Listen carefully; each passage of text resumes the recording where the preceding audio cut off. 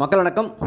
டெல்லியில் போராட்டம் நடத்திய மாணவர்கள் யாரும் மன்னிப்பு கேட்க வேண்டிய அவசியமில்லை என்று மக்களவை எதிர்க்கட்சி தலைவரும் முன்னாள் காங்கிரஸ் தலைவருமான ராகுல் காந்தி அவர்கள் கூறியிருக்கிறார். சமீபத்தில் அந்த போராட்டம் நடத்திய 5 மாணவர்களை ராகுல் காந்தி அவர்கள் சந்தித்து டெல்லியில் பேசியிருக்கிறார். அப்பொழுது நீட் வினாத்தாள் கசிவு விவகாரத்தில் மாணவர்கள் நியாயமான முறையில் போராட்டம் நடத்தினர். அவர்கள் மீது போலீசாரும் துணை இராணுவ படையினரும் அடக்குமுறையை கையாண்டனர். மாணவர்கள் எந்த தவறும் செய்யவில்லை. அவர்கள் யாரிடம் மன்னிப்பு கேட்க வேண்டிய அவசியமில்லை. அது மட்டுமல்ல, போராட்டம் முடிந்த பின்னரும் சமூக வலைதளங்களில் மாணவர்கள் தொடர்பான அவதூறு செய்திகள் பரப்பப்பட்டு வருகின்றன. மாணவர்கள் உண்மையான கவலை கோரிக்கைகளை புரிந்து கொள்ள பிரதமர் மோடி, மத்திய அமைச்சர் அமித்ஷா அவர்களும் தவறிவிட்டனர். போராட்டத்தின் போது அவர்கள் எவ்வாறு தாக்கப்பட்டனர், பயமுறுத்தப்பட்டனர் என்பதை கேட்டு தெரிந்து கொண்டேன். மாணவர்கள் நடத்திய அறப்போராட்டம் மெய்சிலுக்க வைத்தது. ஆயிரக்கணக்கான இளைஞர்கள் நடத்திய போராட்டம் சரிதான். அவர்கள் அரசியலமைப்பு சட்டத்தையும் நாட்டின் எதிர்காலத்தையும் கொள்கையிலும் பாதுகாத்துள்ளனர். குறைபாடுகள் நிறைந்த சரிந்து கொண்டிருக்கிற ஒரு அமைப்பாக திகழும் இந்திய கல்வித்துறை குறித்து குறை கூறுவது குற்றமல்ல என்று ராகுல் காந்தி அவர்கள் கூறியிருக்கிறார். ராகுல் காந்தி அவர்களே ஒன்று புரிந்து கொள்ள வேண்டும்.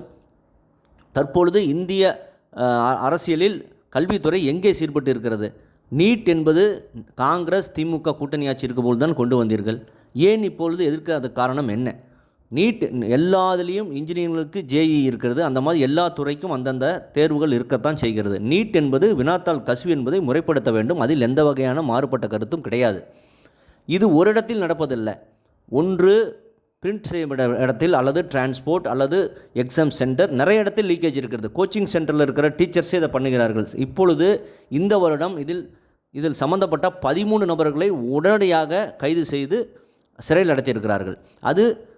இதற்கு பொறுப்பேற்றுக் கொண்டு மத்திய கல்வித்துறை அமைச்சராக தர்மேந்திர பிரதான் அவர்கள் இதற்கு நான் பொறுப்பேற்றுகிறேன் என்று சொல்லிவிட்டு உடனடியாக நடந்து முடிந்த தேர்வையும் ரத்து செய்துவிட்டு மறுதேர்வை ஒரே மாதத்தில் நடத்தி அதற்குண்டான முடிவுகளையும் ஜூலை 10-12ஆம் தேதி வாக்கில் ரிலீஸ் ஆகி விட்டது. முதல் மார்க் என்பது 720க்கு 715 ஒரு மாணவர் எடுத்திருக்கிறான். அந்த அளவுக்கு இந்த அரசு வேகமாக செயல்பட்டு கொண்டிருக்கிறது. அதே போன்று கம்ப்யூட்டர் பேஸ்ட் டெஸ்ட் CBT இனிமேல் அறிமுகப்படுத்தலாம் என்று இந்த போராட்டத்துக்கு முன்பாகவே அங்கே ஒரு வேலை நடந்து கொண்டு தான் இருக்கிறது. இது எப்படி சரி செய்ய வேண்டியது என்பது, அது ஒரு சட்டம் எப்படி நாடாளுமன்றத்தில் பாஸ் செய்ய வேண்டும், எல்லா டிராஃப்ட் ரெடியாகி கொண்டிருந்த நேரத்தில் தான் இந்த கரப்பான்பூச்சி ஜனதா கட்சிக்காரர்கள் போராட்டம் நடத்தினார்கள். அவர்களுடைய போராட்டம் ஜூனிலிருந்தே நடைபெற்றது. ஆனால் யாருமே அதை பெரிதாக கண்டுகொள்ளவில்லை. அதற்காக லடாக்கிலிருந்து சோனம் வாங்சுக் என்பது அந்த சமூக ஆர்வலரை கொண்டாந்து உண்ணாவிரதம் இருக்க வைத்தார்கள். எப்படியாவது சாகடித்து விட்டு இந்த போராட்டத்தை திசை திருப்ப அவர்கள் ஐடியா போட்டார்கள். கரப்பான்பூச்சி ஜனதா கட்சி என்று சொல்லிக் கொள்கிற ஜென்சி என்று சொல்லுகிற இந்த இளைஞர்கள் எவருமே ஜென்சி வயது கிடையாது. எல்லாருமே 30 வயதை தாண்டியவர்கள். இவர்கள் போராடியவர்கள் முக்கியமாக யாருமே மாணவர்களே கிடையாது. கிட்டத்தட்ட 2500 பேர்பட்டவர்கள் எல்லாருமே குற்றவாளிகள் என்பதை டெல்லி காவல்துறை இப்பொழுது கண்டுபிடித்திருக்கிறார்கள். ஆகவே ராகுல் காந்தி அவர்கள், நீங்கள் யாருக்கு ஆதரவாக இருக்குது? மாணவர்களுக்கா இல்லை ரவுடிகளுக்கா? ஏனென்றால் எப்படியாவது இந்த போராட்டத்தை பயன்படுத்தி எப்படியாவது இந்த நரேந்திர மோடி அவர்களை, அமித்ஷா அவர்களை பதவியிலிருந்து இறக்கி முடியாது என்று ராகுல் காந்தி கனவு கண்டார். அது நடக்கவில்லை. நரேந்திர மோடி அவர்கள் உடனடியாக மாணவர்களிடம் ஒரே ஒரு வீடியோ தான் போட்டார். இதற்கு பொறுப்பேற்றுக்கிறேன், எல்லாம் டிராஃப்ட் பில் ரெடி ஆகிடுச்சு, ஸ்ட்ரிக்ட் ஆக்ஷன் எடுக்க போகிறோம் அப்படின்னு சொல்லி வீடியோ போட்டார். அது ஒரு நாள்லேயே எத்தனையோ மில்லியனா, கிட்டத்தட்ட 30 கோடி மேலே மக்கள் பார்த்துருக்காங்க. அந்த அளவுக்கு ரீச் இருந்தது போராட்டம். அதே மாதிரி பாராளுமன்றம் பாதிக்கப்படக்கூடாது. அதற்காக கல்வி அமைச்சர் அவர்கள் தானாகவே பொறுப்பெடுத்து அவர் ராஜினாமா செய்துவிட்டார். இதுதான் நடந்தது. ராகுல் காந்தி அவர்களே இந்த நாட்டின் பிரதமராக வர வேண்டும் என்று நீங்கள் நினைக்கிறீர்கள். ஆனால் அந்த பிரதமர் அதுக்குண்டான நடவடிக்கை ஏதாவது இருக்குதா? உங்களுடைய செயல்பாடுகளே சரியில்லை. ஒரு ஜீன்ஸ் பேண்ட், ஒரு சும்மா அரக்கை டிஷர்ட், ஒயிட் கலர் டிஷர்ட் போட்டுக்கொண்டு பார்லிமெண்ட்டில் பேச வேண்டியது. எப்பொழுது பாராளுமன்றம் நடந்தாலும் அதை முடக்க விடுவதை நோக்கமாக இருக்க வேண்டியது. போன நாடாளுமன்றத்தில் SIR பற்றி பேசினீர்கள். அதாவது வாக்காளர் சிறப்பு திருத்தம். அது எல்லாமே அருமையாக நடந்து முடிந்து தேர்தலே நடந்து முடிந்து விட்டது. பல தேர்தல்கள் நடந்து முடிந்தது. அதுக்கப்புறம் 5 மாநில தேர்தல் நடந்து முடிந்து விட்டது. இன்னும் அதை பற்றி பேசிக்கொண்டீர்கள். இப்பொழுது இதை எடுத்துக்கொண்டீர்கள். இந்த நீட் மாணவர்கள் மீது தடியடி நடத்துக்கு மன்னிப்பு கேட்க வேண்டும். ஒரு பொய்யை திரும்ப சொல்லிக் கொண்டே இருப்பது ராகுல் காந்தியோட பழக்கமாக போய்விட்டது. ஏற்கனவே ரஃபேல் 2019 ரஃபேல் பற்றி பேசி சுப்ரீம் கோர்ட்டில் ஒரு மன்னிப்பு கேட்க வேண்டிய நிலைமைக்கு வந்தது. ஆகவே ராகுல் காந்தி அவர்களே, உங்களால் நிச்சயம் நரேந்திர மோடி அவர்களை தேர்தலில் வீழ்த்த முடியாது. அவராகவே அரசியலிருந்து விலகும் வரை உங்களால் தேர்தலிலிருந்து நரேந்திர மோடி அவர்கள் விலக முடியாது. ஏனென்றால் அவர் இந்த நாட்டுக்காகவே அர்ப்பணிக்கப்பட்டவர். அந்த மாதிரி தான் அவர் செயல்பட்டு கொண்டிருக்கிறார்.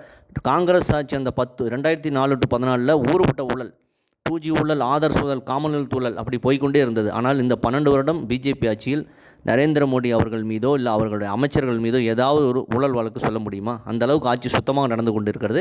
2047 நம்ம நாடு உலகத்திலேயே முதல் நாடாக வர வேண்டும் என்ற நோக்கத்தில் அவர் செயல்பட்டு கொண்டிருக்கிறார். இளைஞர்களிடம் அவர் நல்ல நட்புடன் இருக்கிறார். நல்ல பேசி அவர்களை இளைஞர்களுடன் நல்ல தொடர்பு வைத்திருக்கிறார். ஆகவே நீங்கள் தேவையில்லாமல் அந்த ஜென்சி கின்சின்னு உங்களுடைய ஆதரவை வைத்து எப்படியாவது அந்த ஆட்சியை கவிழ்த்து விடாமல் இந்த கனவில் இருந்தால் அந்த கனவு ஒருபோதும் நடைபெறாது. கண்டிப்பாக. ஏனென்றால் நேஷ்னல் எஜுகேஷன் பாலிசி 2020 கொண்டு வந்தார், இந்த அரசு கொண்டு வந்தது. அதில் மும்மொழி கொள்கையை பற்றி பேசியிருக்கிறது, நிறைய நல்ல விஷயங்களை பற்றி பேசியிருக்கிறார்கள். ஆனால் அதையும் எதிர்க்கிறீர்கள்.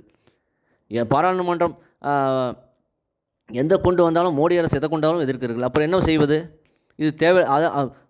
ராஜீவ்காந்தி, உங்கள் அப்போ ராஜீவ்காந்தி இருக்கும்போது 1986 new policy of national policy of education ஒன்று கொண்டு வந்தார். அதில் நவோதயா பள்ளிகள் இப்போ அதில் பற்றி முக்கியமாக இருந்தது. நாடு புறம் நவோதயா பள்ளிகள் தற்பொழுது இருக்கிறது. இந்திரா காந்தி அவர்கள் கொண்டு வந்த 1968 நேஷனல் பாலிசி ஆஃப் எஜுகேஷன்லேயும் பார்த்திங்கன்னா மும்மொழி கொள்கை, அதில் இந்தி கட்டாயம் என்று இருந்தது. ஆனால் நரேந்திர மோடி அவர்கள் கொண்டு வந்திருக்கிற இந்த நேஷனல் எஜுகேஷன் பாலிசி 2020 பார்த்திங்கன்னா மும்மொழி கொள்கை, தாய்மொழி கட்டாயம், ஆங்கிலம் தாய்மொழி கட்டாயம், மூன்றாவது இந்தியாவில் தேர்வு மொழி அப்படின்னு தான் சொல்லிக்கிறது. ஆகவே இப்பொழுது கல்வி துறை நன்றாக தான் இருக்குது. இந்தியாவில் எங்கேயுமே சீரழியவில்லை. இது உங்களுடைய கற்பனை தான்.